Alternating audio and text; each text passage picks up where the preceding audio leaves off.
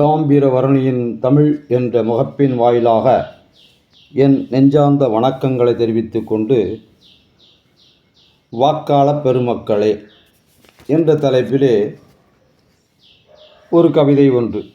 அதாவது, தமிழ்நாட்டிலே தலைமை தேர்ந்தெடுக்கும் தேர்தல் வரவிருக்கின்ற வேளையிலே நாமும் வாக்காளர் பற்றி சிறிது சிந்திப்போமே.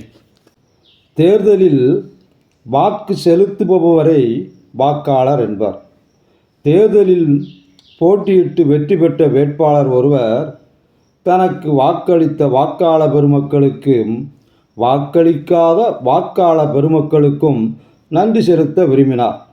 அதற்காக அவர் ஒரு அழகு தமிழில் ஒரு கவிதை ஒன்றை எழுதி சுவரொட்டி மூலம் ஊரெங்கும் ஒட்டினார். அந்த கவிதையை காண்போமா? அதாவது, வாக்களித்த வாக்காள பெருமக்களுக்கும் நாம் இந்த வார்த்தைகளை கொஞ்சம் சற்று உற்று நோக்க வேண்டும்.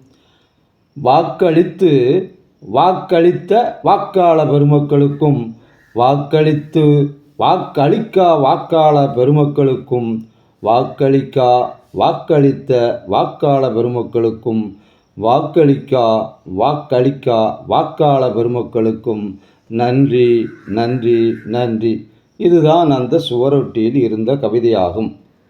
அதற்கான விளக்கத்தை இப்போது காண்போமா?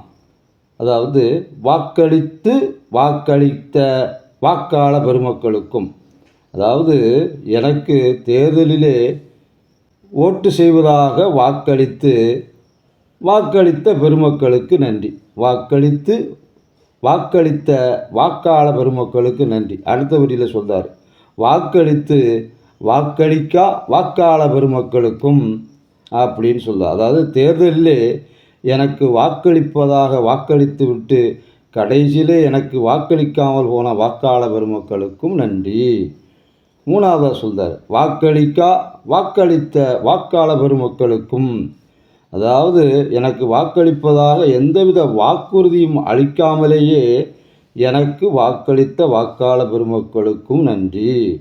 அடுத்தால சொல்கிறார், வாக்களிக்கா வாக்காள பெருமக்களுக்கும், எனக்கு வாக்களிப்பதாக எந்த வாக்குறுதியும் அளிக்கவில்லை, அதுபோலவே எனக்கு அவர்கள் வாக்கும் அளிக்கவில்லை, அப்படிப்பட்ட வாக்காள பெருமக்களுக்கும் நன்றி. தமிழாலும் தமிழ்நாட்டு மக்களாலும் அரசியலில் அரியணை கண்டவர்கள் பலர்.